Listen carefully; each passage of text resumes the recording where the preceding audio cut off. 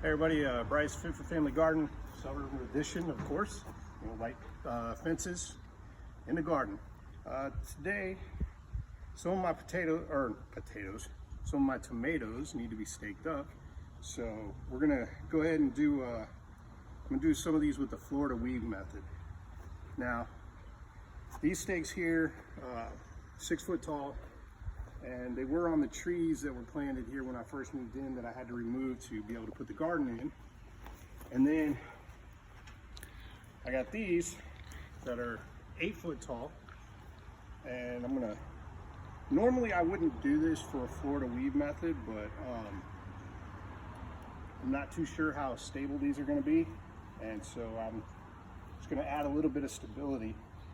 What this is here is, this was an 8 foot tall 2x4, and if you got a buddy that is really handy with a table saw, or if you have a table saw, we just cut these down. We got 6 of these out of each board, so I had 3 boards, you know, 6 times 3, 18. I got 18 stakes now. They're 8 foot tall, so I'll be able to use them on my peppers, tomatoes that I just want to take straight up, and everything else. So what I'm going to do, have you come on in here. And once again, so Florida weave method. First things first, get some of these suckers out of here. And what you do, I like using this here. It's, you know, it has a little bit of stretch to it and everything else. But you start off on one side, and you see this board's already looking like we might have some problems with it, so probably have to toss another stake in here at some point. Hopefully I can get part of the season out of it. Now, you're going to want to start about 12 inches up. And what you're going to do is you're just going to come across, and you're going to basically do just like what we said it is, Florida weave. You're going to weave in and out amongst the tomatoes. Then you come over here. Now, I like to loop it a couple times. Gives it a little bit more stability. And then we're going to come back out, and then you go the opposite way than what you did the first time. And what it does is it traps the tomato in there.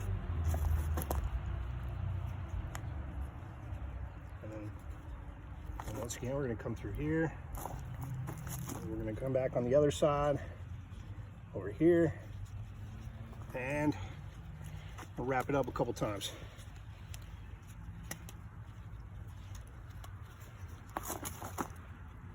Now, the most important thing is you kind of want to make sure that you keep things tight on this. And the reason for that is, of course, this is going to keep things stable for you. It's going to help you trellis these up. I do this about every 6 inches as I go through. Depends on how big I'm expecting the tomatoes to get. This year, new garden, soil kind of dipped a little bit lower than what I thought it was going to do. You know, I may or may not get the full size that I want. But that's pretty much all there is to it. Now, I got another row over here, but not quite ready yet. So I'm just gonna go ahead and, before this gets too far going, get that down in there. And what I'll probably do is I have some just flat pieces that I'll bring from here to here to stable this up, and the same with that one there. All right, so that's the Florida weave. And a quick tour, it's my oldest helping me out here. As you can see, the 4x4 cold weather crop's looking really, really good. I'll be doing some harvesting of the mixed salad greens today, as well as some of the mustards, pulling them off. One of my onions has sprouted a flower head, so looking good there. That's about all I was expecting out of that anyway. Sunflowers are taking off, cucumbers are taking off. The spaghetti squash is popping up already. Over here, kale's looking really good, so I'm happy about that. Tomatoes doing pretty good. Have looks like an onion finally popping up, so that's good. I've been waiting on those. Some tomato seeds that I had to plant to try to re-catch up on some things popping up there, so feeling pretty good about that. Some carrots, nothing quite yet through there, and looks like my sprinter tomato that I was hoping to be able to regrow, that one's popping up. We've had a lot of rain, and I have a lot of ants seem to be rolling through here, over in here too especially, so I'm gonna have to find out where those are coming from and try to take care of those. So I'll have an episode here soon that I'll show you all on that. Coming back through here, peppers, 2 that I bought at the store, looking good. I'll need to go ahead and tie them off up a little bit more, get some stakes in on some of my seedlings before they get going too far.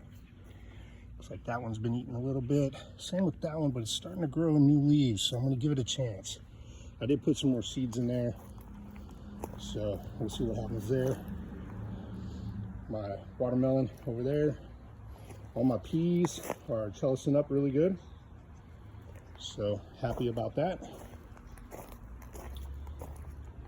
Some squash is doing all right. Starting to get some yellowing and whatnot, so a lot of rain. Probably need to hit these with some more nitrogen, fertilizer and everything else, help those out.